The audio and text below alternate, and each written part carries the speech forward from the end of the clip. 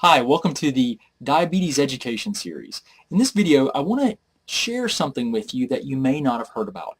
There is a new way of looking at your health, and it's called functional medicine. Now, with functional medicine, what we do is we look at the drivers of disease processes and we help the person to work to reverse those processes and unwind their poor health through diet, lifestyle, and nutrition so that they can reach optimal health by actually addressing why they're having the problems that they're having. Now, this is very important for diabetes because with diabetes we know that there are multiple factors that contribute to someone developing diabetes. And in particular with functional medicine, we look at your foundational chemistry overall because we know that just like if you were going to build a house, there's a process, and the things that come first, they are the most foundational. Nothing else can happen if your most foundational aspects of construction, for example, are not there. So, for example, if you were going to build a house, what's the first thing you would do? Well, you would find a place to build the house. The second thing you would do is you'd have the land cleared and graded. Then you would have the ground prepped and a foundation poured. Once the foundation's there, then you would put on subfloors and so forth and so on. You build from the ground up, right? Well, there's foundational chemistry in your body, and not a lot of people know that. And this concept of functional medicine is something that has a lot of evidence basis to it. So it's fantastic. It's a great way of looking at overall health. And with diabetes, it is a fantastic way to work with you to try and regain optimal blood sugar control and reverse diabetes.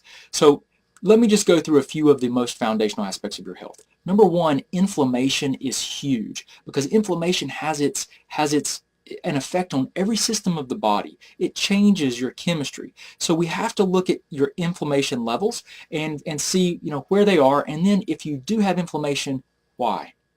Number two, we want to look at things like anemia. Now, anemia is basically when you don't have enough red blood cells, or they're the wrong size or the wrong color, because the red blood cells carry oxygen to every single tissue in your body.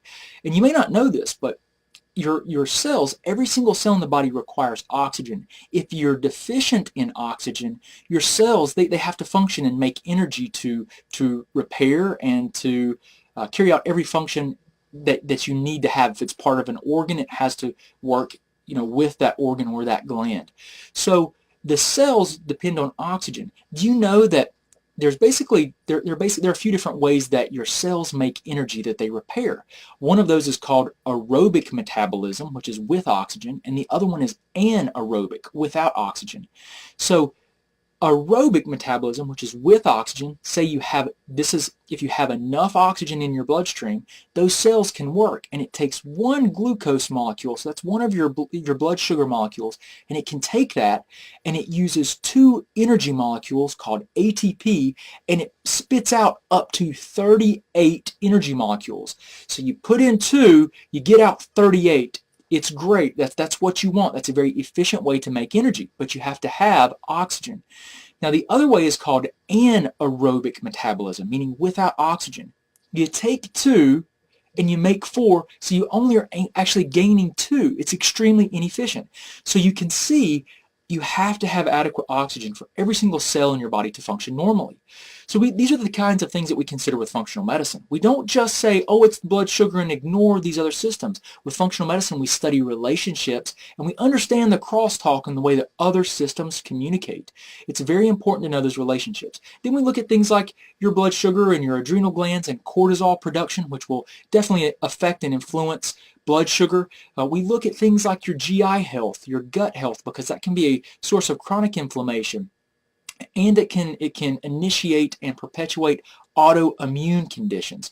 We look at your liver function because it's so critical with so many bodily systems and functions. With diabetes, we have to address you as a whole person. You can't just look at your blood sugar and hope to reverse or improve diabetes by just taking a medication and eating a specific diet and moving more. There's usually a lot more to it. I appreciate you taking time from your day to learn more about your health.